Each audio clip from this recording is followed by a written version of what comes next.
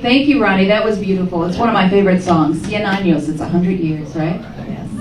Okay, so I want to take a few minutes again. I'm Connie Barrera. I am also with the Hispanic Festival Incorporated, and a wonderful organization. And I'm sure that you all, hopefully many of you have come to our celebrations and Fiesta in Florissant. Yes? Good. All right. Always a good time. Great food, great music, and a great community opportunity to get to know our culture, and we've always had a great time there as well. Thank you. We have so much to talk about, but I want to also introduce Elisa Bender with the Hispanic Festival.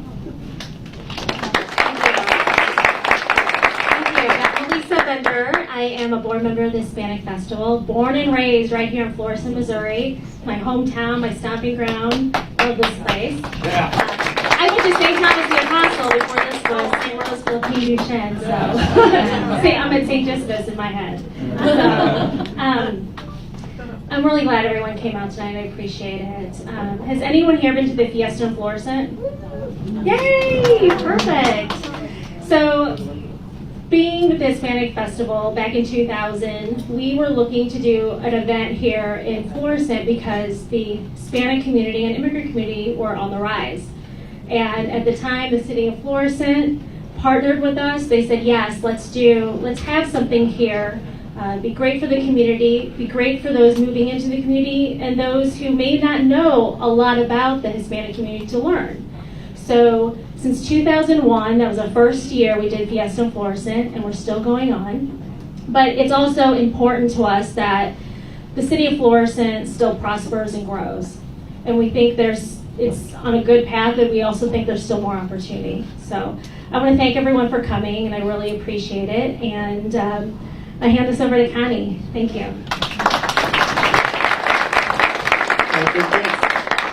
All right, so the men of the hour, right? All right, so we have Rob Parson and Mr. Lowrey, Tim Lowrey, right? Yes? Mm-hmm. Okay, so I'm going to give you each about 3 minutes to introduce yourselves, and then we'll go into our questions. Is that all right if I start with? Yeah, that's fine. Thanks. Buenos tardes a todos. Es un placer estar aquí. Mi nombre is Rob Parson. Just want to tell you all a little bit about myself. I am from the St. Louis area, born and raised. My parents, my father, let me start with my father, the foundation of my family. He moved here to the St. Louis area when he was 16 years old, didn't have a high school education. He told me he had 25 cents in his pocket. He was able to work his way up to be a great citizen in the city, and he worked as a cook basically his whole life. He later on met my mother. She was a hairstylist, brought her here to St. Louis.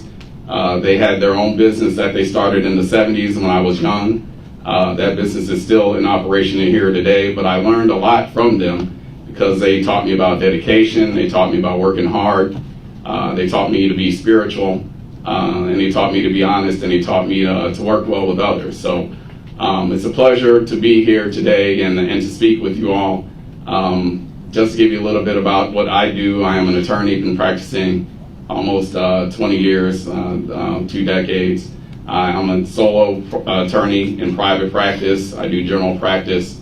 As my job as an attorney, I get to do a lot of things that really opened up a lot of doors for me. One of them being elected to the city council here in Florissant. I feel me being an attorney is an asset in doing that. Also, in my professional endeavors, I was able to represent a condominium association as president that had 257 units. We were responsible, of course, for the budget there, also responsible for administration of the employees and that sort of things and the grounds, all that I think are beneficial and would help in my role as mayor here for the city of Florissant. Additionally, I am on the disciplinary committee for the Missouri Supreme Court, which basically investigates any bar complaints that are lodged against attorneys here in St. Louis County. So I've done that and really enjoy being a part of that. I just want to really serve the residents here of the city of Florissant. One of my favorite quotes is by the Reverend Dr. Martin Luther King Jr. that says, "Everybody can be great because everybody can serve." And I really take that to heart. I want to be able to inspire others and to be able to show them that It doesn't matter where your background comes from, what you may do for a living, you can still serve the people in your area and do great things. So I really appreciate that inspiration, and I really take that to heart, and I want to show you all what I can do here and why I'm the best man for the job. I think my residents here in Ward number 8 really appreciate the work that I've done for them so far. And I just really want to be elected your mayor. I don't know what else to say. I just really want to do what's right for this city. Thank you.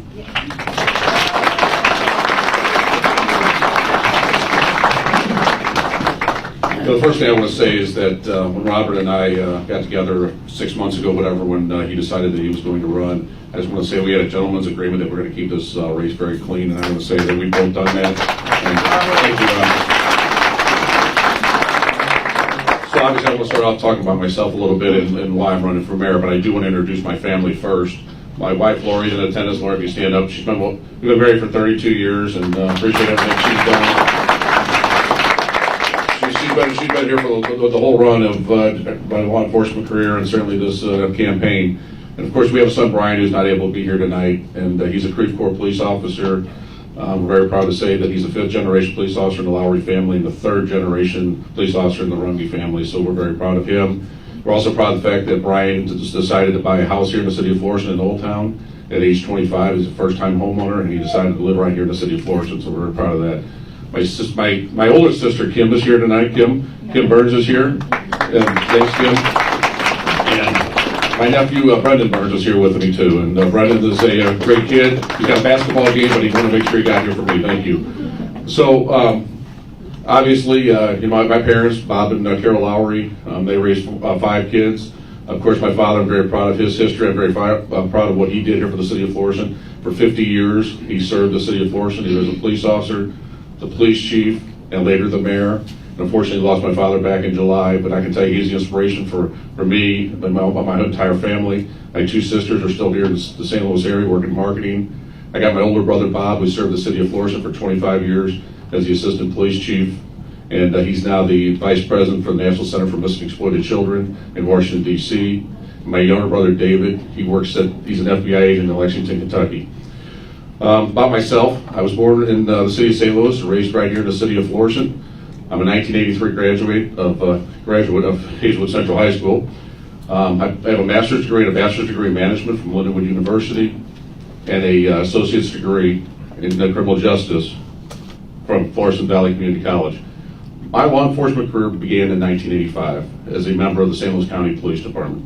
I served the St. Louis County Police Department for 4 years as a dispatcher, police officer, and then later as a detective in the Crimes and Conspiracies Unit. In 1989, I really kind of got my dream job. I came here to the city of Florissant. This is what I've always wanted to do. This is where I wanted to serve, was the city of Florissant. For the last 30 years, I've been a police officer here. In January 1st of 2013, I became the police chief, a position that I hold very dear to my heart, something that I would get up every morning and very proud of the fact that I'm the police chief here in the city of Florissant. And honestly, I love serving the people here. I love this community, and so I just continue to serve. The majority of my career was spent in the investigations unit, and the later commander. I was also the chief deputy commander for the Greater St. Louis Major Case Squad for about 5 years. I served the Major Case Squad for 20 years, investigating some of the worst homicides in the St. Louis area. So I'm very proud of my history there. And honestly, I got a 33-year career in law enforcement. A lot of people ask me, why do I want to run for mayor? And, Lori and I thought about this a long time. I mean, it's something that, like I said, my father gave me the inspiration to do this. But it's something that her and I talked about a long time because, as the police chief, I'm here. I don't have to run for office every 4 years. I'm the police chief for the next 12 years till the day I decide to retire. But I'm doing this because I feel like I got the qualities, the skills, the education, and I know the city better than anybody else. And I said, and I'll say it again, I love this city. I love the people here. I love the business community. And I got to tell you, I had a lot of support when I made this decision to run for mayor. And I honestly do appreciate the support that I've gotten since the campaign started. We started this campaign back in April of last year, right after the municipal elections. And I got out and met a lot of people, and I had a lot of ideas. But the first thing I did is I had 2 listening sessions. I wanted to hear what the people of Florissant were concerned about. And that's what I wanted to make sure that I was not missing something. And I tell you what, they were great. I had 2, one at the JFK Center, one at the Egan Center, and I learned a lot about the citizens of Florissant. Yeah, I'm taking my turn, this is up. Okay, but anyway, sometimes I can talk too much, but honestly, thank you guys all for being here, and that, believe me, I want to be the mayor because it's the right thing, and I'm the right man for the job. Thank you.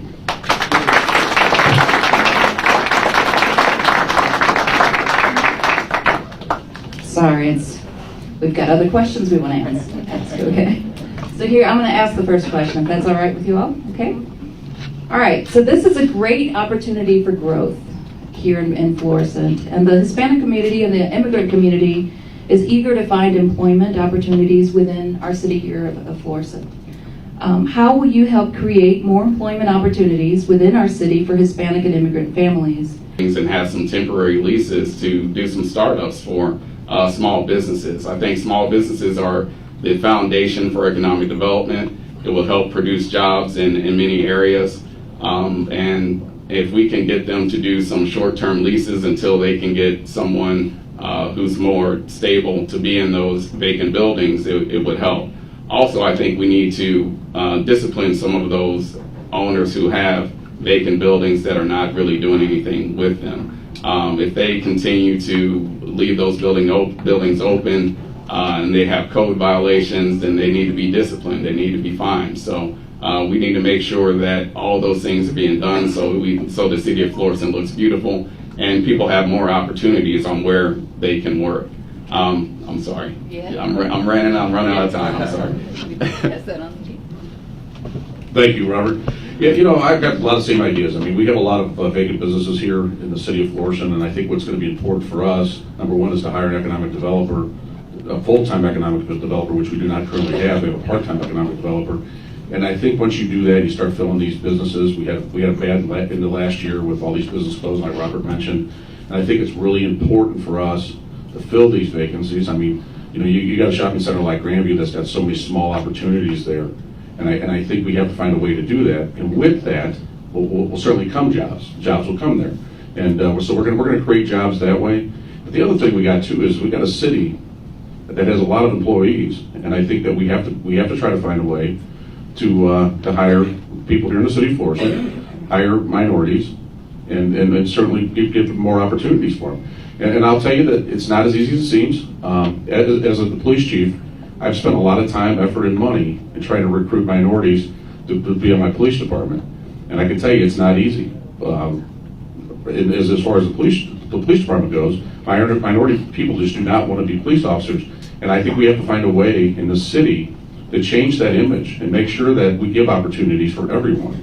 And and it's not just so you know, it's not just a problem here in the city of Florissant. It's a problem nationwide. It's one of my positions in the executive board of the International Association of Chiefs of Police.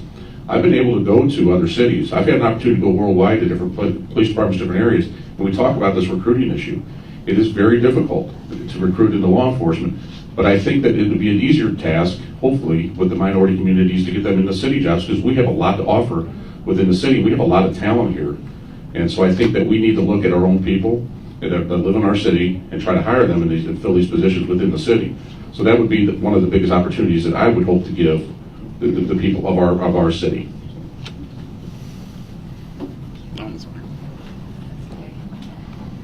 Okay, so you kind of touched on my next question. All right, so my next question is this. Do you have currently any Spanish-speaking employees currently in Florissant? You want to answer me or? Okay. Okay, so I can tell you that within the police department, I do not. I have to rely on other resources if I need a Spanish-speaking person. We had an incident about 6 months ago that was a Spanish-speaking family. It was a very horrible event that happened. And I had to reach out to my neighboring department, the Hazelwood Police Department, who they had a female officer that was on duty that was able to come here and help us with the interpretation. And so those type of things, those type of resources, I do have that are available to me and will be available to me as far as the police department is concerned. I got to admit, within the city, I don't know that. I would have to look into that, but certainly within the police department, we've run into that issue. And I have one Hispanic officer currently on the police department, and so certainly I would love to increase that number, and it's just a matter of trying to get people that are interested in law enforcement. One more question now. the. Okay, all right. This one's for you. Okay. So as mayor of Florissant, should either one of you. One of us will be. What can be done to establish better communication between the immigrant community and the Florissant law enforcement? And again, how can we increase the number of bilinguals? I mean, they don't necessarily have to be Hispanic, but we do have a need for bilinguals, and we do need to have a bridge, to close that gap and to gain that trust again. Okay. Thank you, Connie. The chief just touched on this. I think we need to have an officer that can speak Spanish fluently. If we don't already have an officer like that, we need to make it a priority to hire someone who can speak Spanish. If that's not something that's possible, then we need to find other avenues. I mean, technology is doing some wonderful things today. I know whenever we have to have someone that needs to interpret things at court, we can get somebody on the line to interpret right then and there. So if we don't actually have an officer, we can call a company who can translate for us right then and there on the spot. That happens frequently when I have clients that do not speak English. So, in terms of improving relations between the Hispanic community and the police department, there needs to be a relationship that's developed between those, and I think community policing is a great example of doing that. We need to make sure that our police officers continue to have events like the chief has done. The Coffee with a Cop, I think, is something that's a good job and a good way to learn to meet everyone in the community. We need to have our officers have a relationship with the local businesses that our Hispanic community frequent. As a personal note, whenever a police officer would come into my mother's business in the city of St. Louis, unfortunately, everyone would stop what they're doing and they'd be extremely quiet. Nothing would be said, and there would be a tensity that would show up that I think should not be there. And I think that could change easily by developing a relationship. I remember a police officer that started coming frequently. His name was Officer Glenn. Basically would come every single week, and after a while, it was somebody that was just, another guy, someone that we knew. And I think that's something that the police department in Florissant would benefit from. So, communication is key. Educating also about different cultures, I think, is a key also. So as far as the community policing aspect is concerned, I mean, my philosophy is all about community policing. I encourage my police officers to go in businesses every day and talk to the business owners, not stop people when they're walking down the street just to talk to them. I mean, we encourage that. I've got a program where I have my officers that are working at Day Watch. They stop into the schools to interact with the children, interact with the staff at the schools. They have to do that once a day. That's a requirement that I do, and I think it's a great program. I can tell you the school districts, the schools love it. They enjoy having that police officer there. So as far as the community policing, I mean, I'm all behind it. I've been behind it since I've been a Florissant police officer. In some ways, community policing to me is a new concept. I always call what community policing really is municipal policing. That's what we do. We do things for our residents. We go above and beyond. We provide a service that like a larger police department would never provide for our residents here in the city of Florissant. So community policing has always been my philosophy, and it's something that I encourage every day. And I guarantee you this: the police officers know their residents. If they don't know their residents, then they're not doing their job. And so that's something that I've encouraged from the beginning. Thank you. All right, well, I'm going to go ahead and open it up to the floor. We have our first participant right here. You talked about businesses that are closed, like for example, Grand Plaza is pretty empty. I think we've always looked at shopping centers as shopping centers, but I think we need to look at them as a mixed use. I think that a small residential thing would be good in there because they can walk to Walgreens, they can walk to Schnucks, they can walk to Subway. I also think we need business and government offices there because if people have to go there to get their license or whatever, they'll probably run into Walgreens and Schnucks afterwards. Okay, that's a great point. Thank you. You wrote yours? Yeah. Hello, I'm Miguel Barrera, been a Florissant resident for 20 years, and a couple questions. What's your position on police detaining undocumented immigrants that have no criminal background and when it's for non-criminal offenses? And situations? And will your directive be to call the Immigration, Customs, and Enforcement?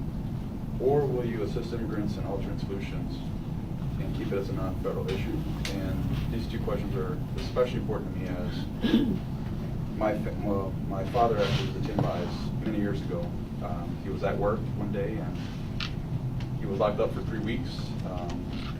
And he was actually a documented immigrant and a law-abiding resident. So definitely curious to see what you all have to say about this, as I know a lot of Hispanics do as well. Thank you for your question, Miguel. First, in terms of detaining undocumented immigrants, I've had some experience with this in my job as an attorney. I've represented some clients who were undocumented, and to see the fear that they have when they, are being stopped for a traffic ticket, driving while suspended, or, driving without insurance, and the fear that they have that they may be deported for something like that, is really something that I don't like to see. So I'm not someone who is in agreement with detaining people who have non-violent criminal offenses. I think that a lot of people come here with the thoughts of getting new opportunities and doing better for themselves. They come here and they work hard. If they're doing that and they don't have a felony criminal background, something that is terrible, I think that the city government can look past that and allow them to, just show up in court and deal with it like everyone else instead of them being detained. Yeah, I couldn't agree with Robert more on that. Obviously, we stop somebody on traffic. It's never been my policy or my procedure that we look into their status. I mean, if they're stopped for traffic, there's no way that we're going to look into their status. We don't do that. We never have done that. We never will do that. And quite honestly, if they do commit a felony, they did commit a crime, a serious crime, then yes, we're going to look into their status. But we are certainly not going to do that. And keeping in mind, this kind of is a personal issue with me also because of my nephew was born in Guatemala. I don't want him to be targeted either. So I'm very, this is a very personal issue. And something else that I discovered is that there's a Senate Joint Resolution number 18 out there right now in the state Senate that would require us to do that. So when I found that out, the first thing I did is I called our Senator Gina Walsh with my concerns about that bill. And she was not aware of it, but she's now looking into it, and we're going to try to kill that bill because that's not something we want to do. We want to make sure.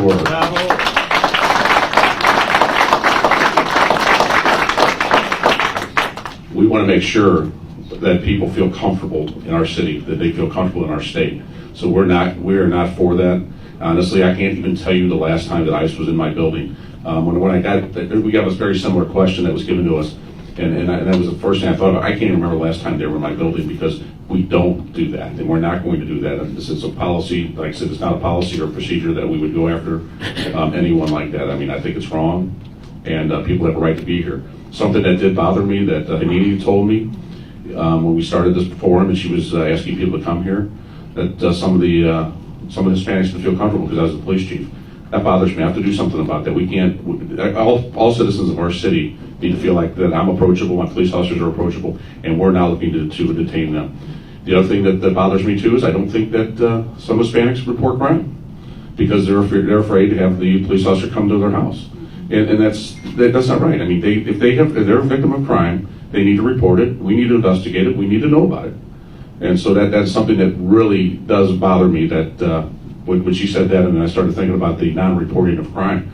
I mean, I need to know what's going on. I need to know what the crime is in the city. So that's my answer to that. Thank you.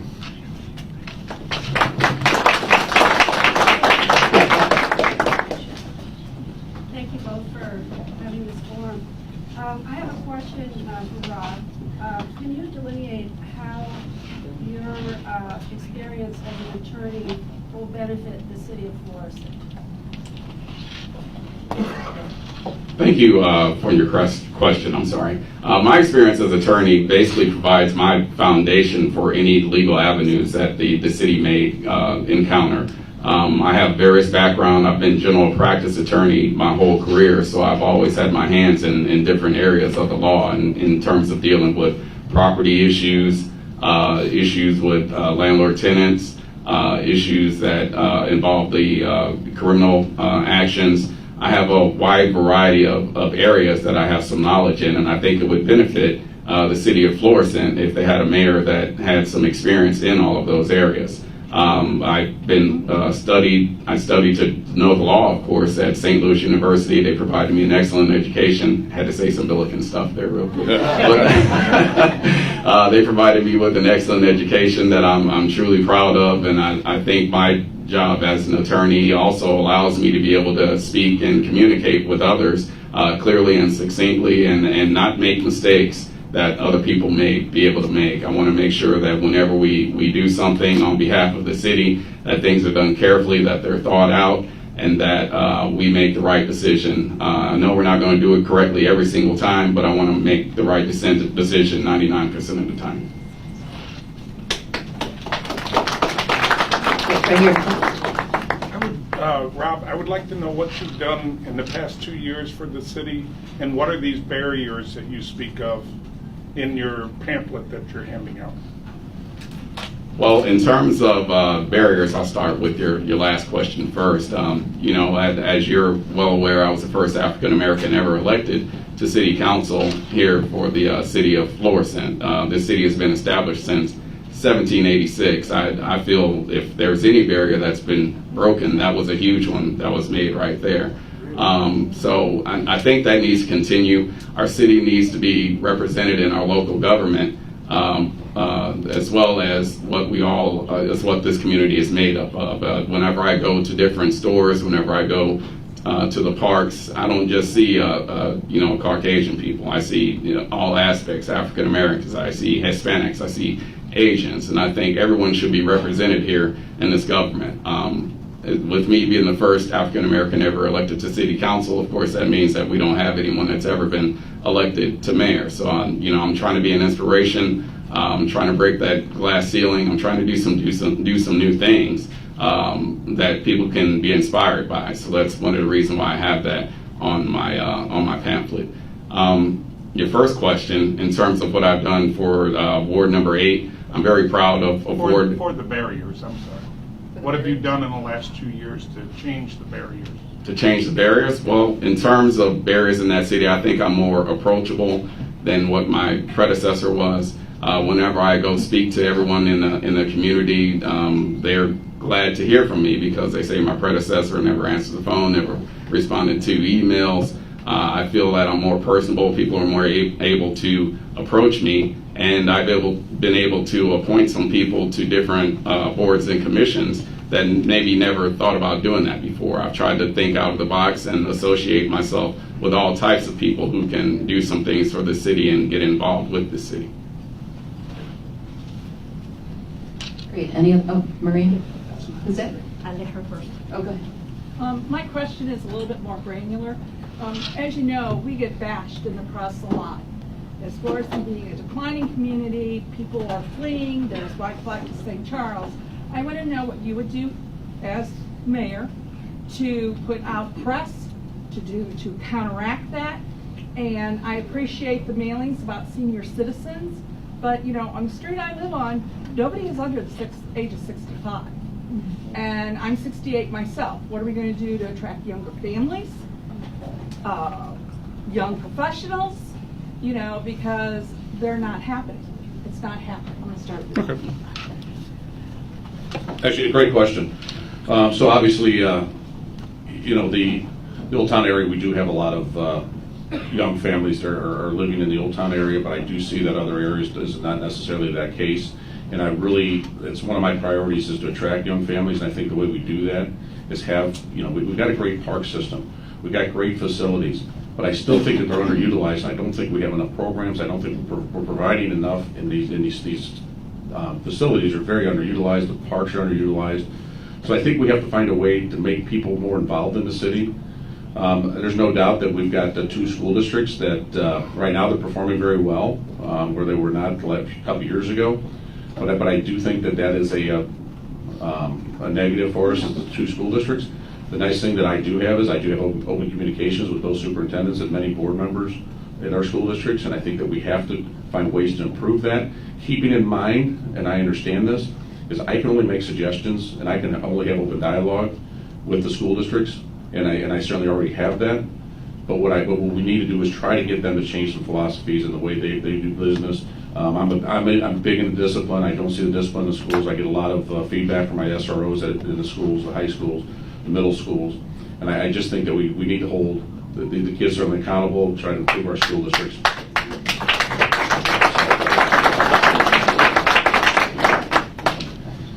Thank you for your question. In terms of responding to the declining amount of people that live here in the city of Florissant, I'm along the same lines as what the chief was saying. We need to make sure that our public education system is performing well. I think our administration can work closely with our school board and the superintendents to help them and make sure that our students have the tools that they need for success.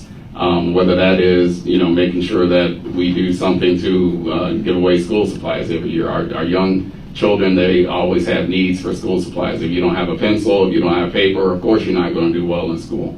And then along with our high school students, they also could do some things in this area and maybe be employed by the city. There are some jobs that were left open last summer that a lot of our teenage students didn't know about and didn't have an opportunity to apply for. That definitely needs to change. I think if our students are more invested in this area and that other people can see that our students are invested in this area, that we would attract younger families to move here. I know it can be burdensome to try and pay for private school. So if someone knows if they're choosing a place to live and they know they can move to Florissant and have a good school district that they can send their children to, then that would be a plus for them. So I think that would attract younger families. I know you mentioned some things about our senior citizens. The Florissant is a great place for our senior citizens to live in, so I definitely don't want them to feel slighted. I want those programs to continue, but I think there's a way that we can address both concurrently to make sure that the city is continuing to grow and stop some of the people from leaving this area.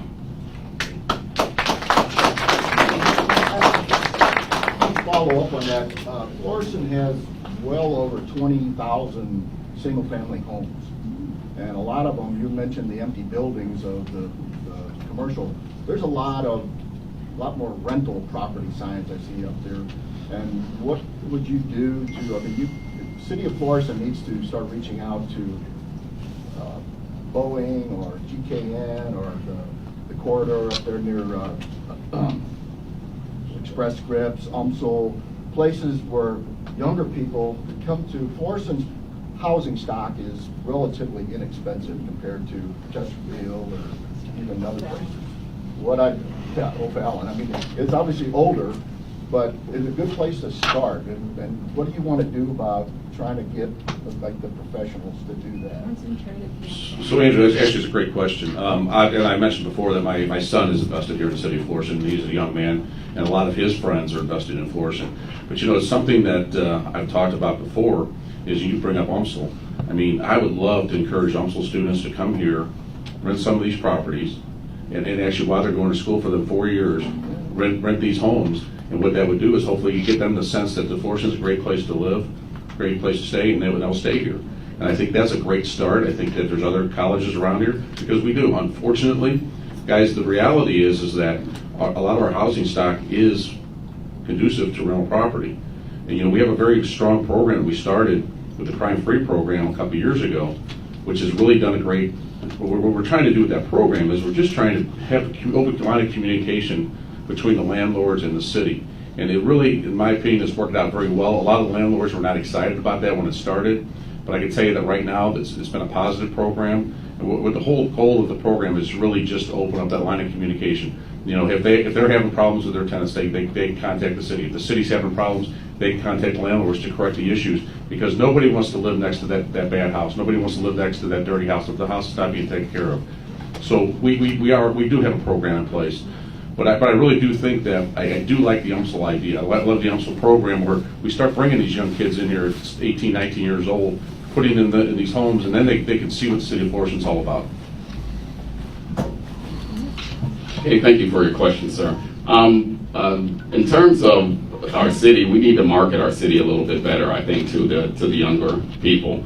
And that would help attract people to this area. As you mentioned, we have some affordable housing here, which is great. A lot of the millennials, they're choosing to rent now instead of choosing to purchase homes. Now, just because someone is renting, it doesn't mean that, they're going to be a bad tenant or they're going to be someone bad to live next door to. We have good renters and bad renters, just like we have good homeowners and bad homeowners.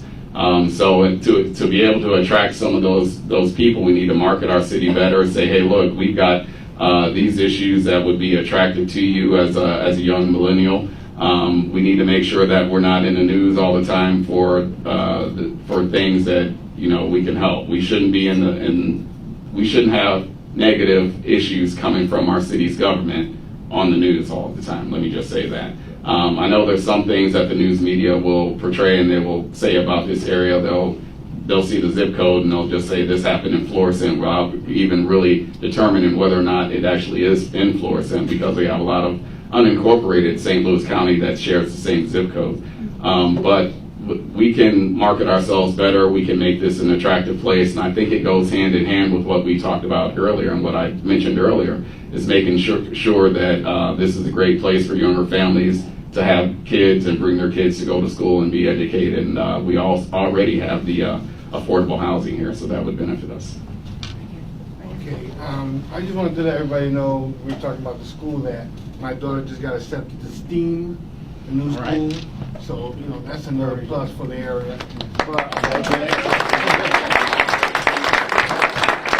piggyback off of what the gentleman was saying, as far as you trying to bring people here, do you support a tenant bill of rights, and how would you specifically address the language to cover the diverse community?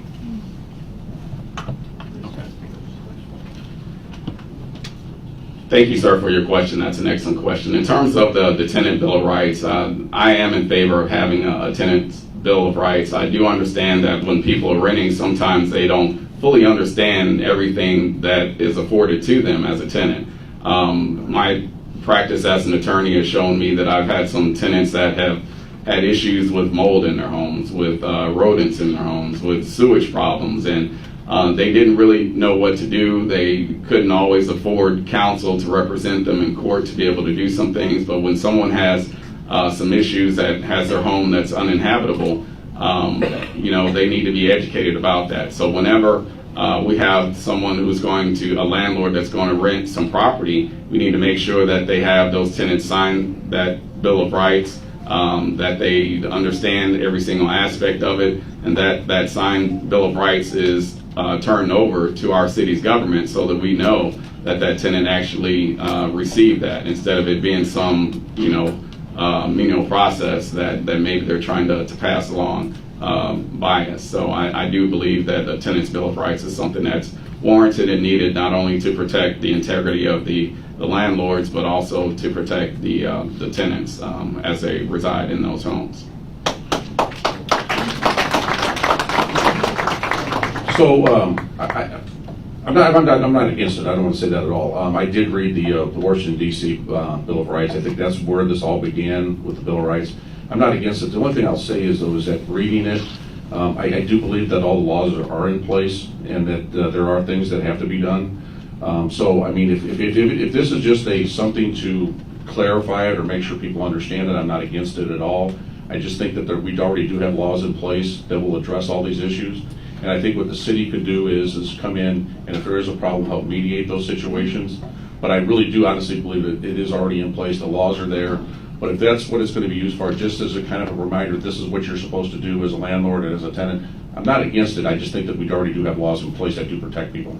I work for USDA Rural Housing, and I deal with a lot of the rural community that they're getting these loans from the government, and they're like first-time home buyers. So you guys are wanting to bring people here. The problem with a first-time home buyer is they're happy just to get the property, the loan. So when they're sitting down, reading everything, they don't recall what's everything. You see, so it's also, when I remember first moving here, I had to go to the city hall, get the occupancy permit, certain things that, you know, at first I didn't know. So, you know, that was a good thing because you're telling them, but I would think that this would be something beneficial for both people, because sometimes you have a property, you've never done it before, then you start renting, you look online for stuff. So if there's some place to go, where to go to, you know, City Hall and find out, hey, how is the best way to rent my property and follow all the rules? And if you guys have that information, then that would be a benefit to the city as well. No, it sounds, yeah, I think you make a very strong point on that. Like I said, I'm not against it at all. I just think that there are laws in place, but if it certainly is something that would be beneficial, I would definitely not be against it. Thank you. Yes. I have two things. I'm a realtor, and one of the perceptions of the city as I try to bring in people to Florissant is the perception of crime, and of course, the school district. So my suggestion as an entrepreneur is to increase your economic growth, so that way there is more money to pay those teachers, and in turn increase the quality of the schools, because there is no way that you really are going to get people to move into here if the school districts are not top-notch. That is crucial. Anytime that somebody wants to move in, they say, well, what school districts are good? I cannot recommend a school district. I can only provide the information that is given to us about all the different school districts, and it's again, nonpartisan. It just provides the information. So we need to, if you really want to get people here, the school districts need to be in a better condition. Okay, And Rob, would you like right. to address that? Yes, I believe Maria is absolutely correct. That's why I mentioned that issue earlier. I mean, not only in attracting people here to live in this area, my work as an attorney, I keep going back to this, but whenever I have to deal with a family law case, one of the issues when you have children involved is what school district does this parent live in? If someone lives in the Ferguson-Florissant area and they're getting a divorce, and as compared to someone who lives in maybe the Clayton area, generally, a lot of times, the person who lives in a better school district gets the benefit of the decision from the judge. So, I mean, not only does it affect people just living here who are together, but even families that are separating, it actually has an effect upon that. So I absolutely agree with what Maria is saying in terms of getting the school districts together. And I think that would benefit and bring more people to this area. So I think I've already talked about the school district issue. I want to talk about the crime issue, though. I don't know if you guys seen this, but just last week it came out that the city of Florissant is ranked in the top 10 as far as lowest crime rates in the state of Missouri.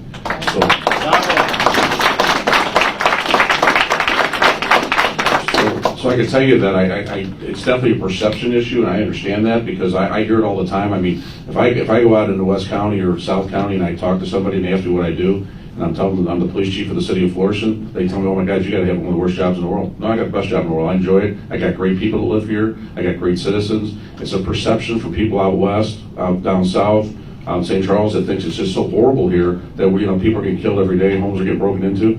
But we've maintained a very solid police department, a low crime rate, and regardless of what people think, we have a safe community, and we work very hard at that. I mean, when you guys go to bed every night, you guys need to feel safe, and we work very hard to make sure that you guys are. And so as far as our crime is concerned, it's a perception, it's not a reality. So please understand that when people talk about how bad it is here, it's not. And so I gotta tell you, I commend my police department. I like to tell you that I think we have one of the greatest police departments, not because Tim Lowrey's the police chief, but because of the people that work for my police department. They really are. They're hardworking, great people, and they care about our community. And of course, we instill that in them as part of our command staff and the programs that we put out there. That's why our crime rate's what it is. But the perception is horrible, but it's not reality. Thank you. We've got time for one more question, and then I have one, and then we're going to give them an opportunity for closing remarks. So there's a young gentleman back here. I'm going to, yes, sir. Give love to the old people. How you guys doing? My name is lowrey. I am dealing with you on 19. I'm kind of new to all this vote and all that type of stuff. But one of my questions I have for you guys, I work at the White Castles on Austin. And one thing that really kills me is when homeless people come in, and I manage to be like, no, they gotta get out, And I'm like, just let them sit there. know, because the winter just passed, so it's really cold. But now summer is coming up, so you know it's going to be real hot. So how do you guys plan on increasing the rate of homeless people and helping them out?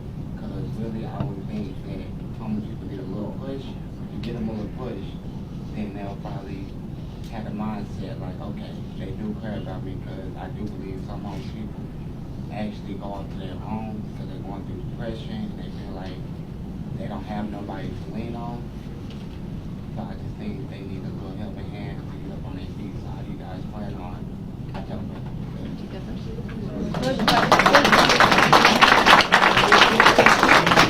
Thank you for your question. It's always great to see young people involved in our local government and being asking questions about our local government. So I really appreciate you. In terms of your answer, dealing with our homeless community is something that is a group effort for all of us here.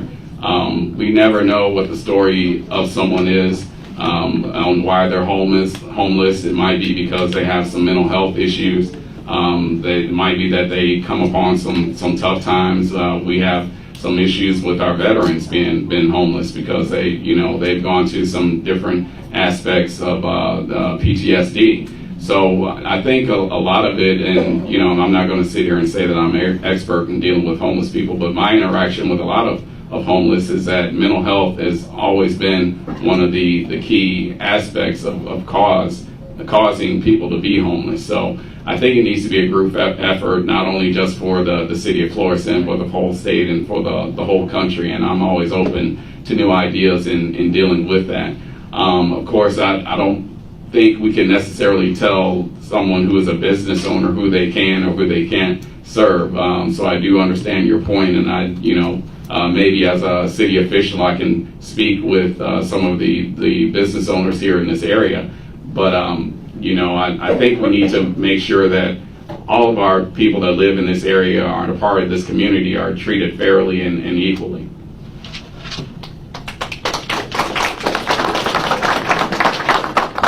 So certainly same thing, I'm glad you're here. I'm glad that you care about your community and certainly about our government, because it does mean a lot when the youth do get involved, so thank you. So with the police department, we have a crisis intervention team. Most of our officers are trained in that. So when we have a homeless person, we try to give some kind of intervention, and we try to place them, get them the resources that they need, especially when you've got extremes when it's really cold, it's really hot. We try to go out and reach out to them, and I'll tell you that most of the homeless people in the city of Florissant, we've already reached out to them, and we try to get them resources. But honestly, sometimes they just don't want it. They want to stay out on the street. But if we can help them, we will, and we do. And so that's something that we don't have a lot of homeless here in the city of, necessarily in the city limits of Florissant, but the ones we do know them, we do know their issues, and we certainly try to help them out as much as we can with intervention. So thank you for your question.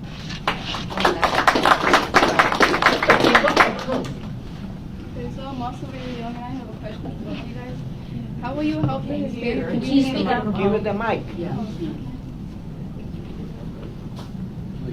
Okay, so how will you help the Hispanic and immigrant community of Florissant bring culture and diversity to the residents in our city?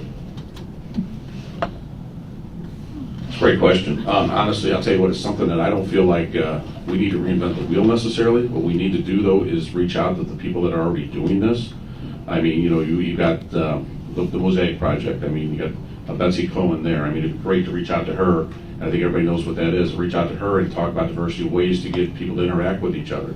I think that would be big for the entire community. I mean, you got resources like Tony Maldonado right here. He's a Florissant resident. He's in charge of the Hispanic Leaders Group here in the St. Louis area. I mean, he's got to have some great ideas of things that we can do.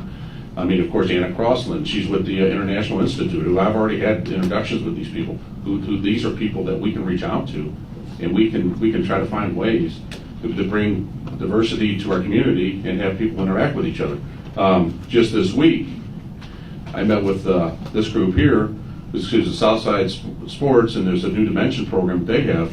It's a wonderful program. What they do is that for low or no cost, they have a soccer program down in South St. Louis that's very beneficial to the entire community.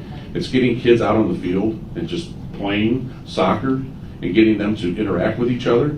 And what that does is that, guess what else it does? The parents come out and they start interacting. So I think that it's a matter of interacting with the community, with everybody. And I think things like this, things like the projects that are already out there, I just think the city of Florissant just needs to do a better job bringing them the programs here and working with them, because they've already developed the programs.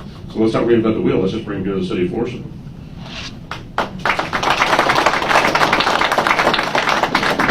Thank you so much for your question. In terms of my answer, I believe that educational and cultural activities are what can help bridge the gap between our residents here in the city of Florissant. We have a lot of diverse culture here. I feel like our diversity is a strength that a lot of areas, a lot of municipalities don't have. And I think we can foster that strength by having more activities.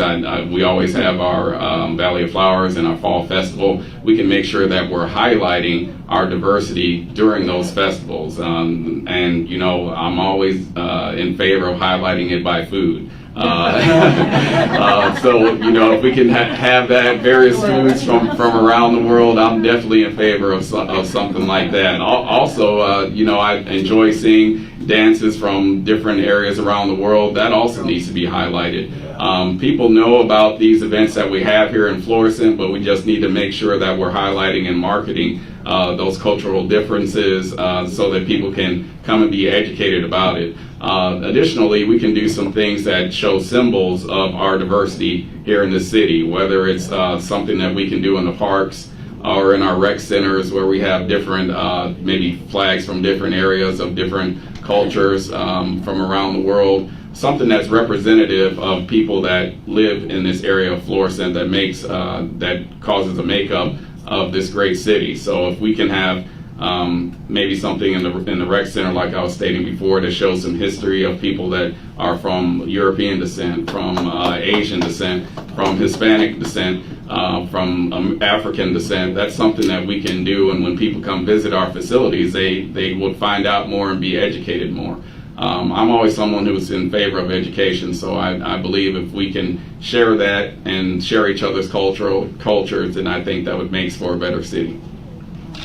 Well, I'm sorry we don't have any time for additional questions, but I do want to give them each 2 minutes to wrap up. And again, I thank you both. I'm going to start with the Chief. First of all, guys, once again, thank you guys for being here today. It does mean a lot to Rob and I that you guys took your time out of a Sunday afternoon to be here.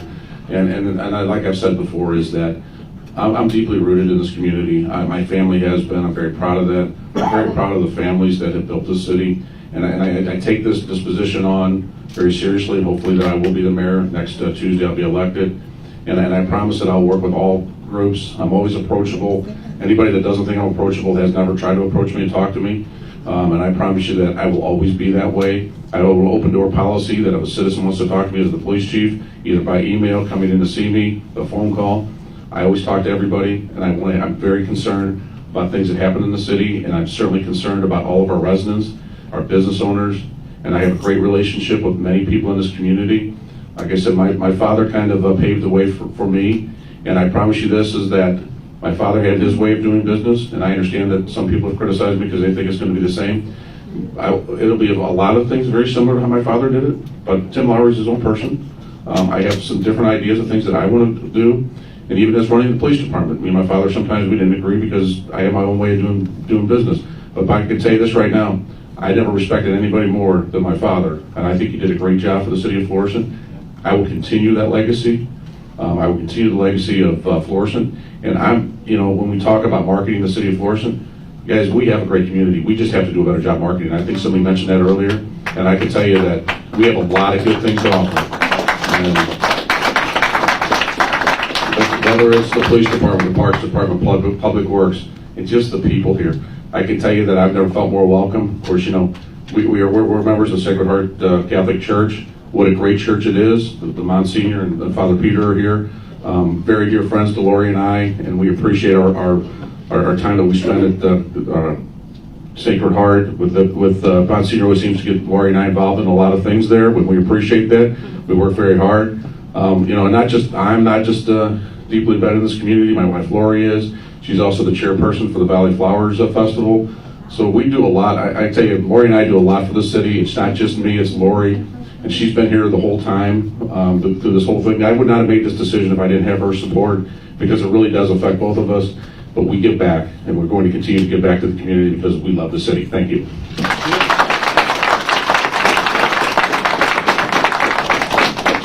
Again, I want to thank you all for inviting me here to speak with you today. It is definitely a great pleasure. I do think that I am the man for the job in the mayor's office here for the city of Florissant. I have the educational background. I have a bachelor's degree in business management. I have a law degree, which we've discussed at length here earlier, and I do think that I can help this city go into the future. My wife is definitely invested in this community. She's a teacher at Commons Lane Elementary in the Ferguson, Florissant School District. All of our children came through the Ferguson, Florissant School District, and you know, they've really benefited from that education, and people around the area need to know that. I can do what is necessary to bring this city forward. I feel, again, that I'm the man for the job. The chief earlier mentioned how great that the police department is doing, so I think he should stay in the position. And then that way I can just be mayor and everybody can be happy. I'm not someone who thinks outside the box, so I think that's an easy and great resolution for all of us here today. Thank you.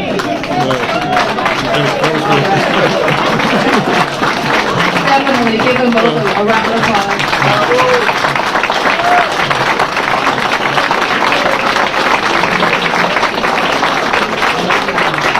I want to again thank you all for coming out. I think we all have a better understanding of both candidates, what they bring to the table, and what they can do for the city of Florissant. Any last words here? I, of course, want to say thank you for everyone for coming. Invite everyone to the Fiesta in Florissant this summer. Meet some of your neighbors. It's fairly diverse here. It's great. You can always follow us on Hispanic Festival St. Louis on Facebook, Twitter, and Instagram. And actually, community.stl has the same. So follow us on, like I said, on Facebook, Twitter, and Instagram. And I have to congratulate the Hispanic Festival because they're celebrating the 25-year existence. So please keep on supporting them. Congratulations.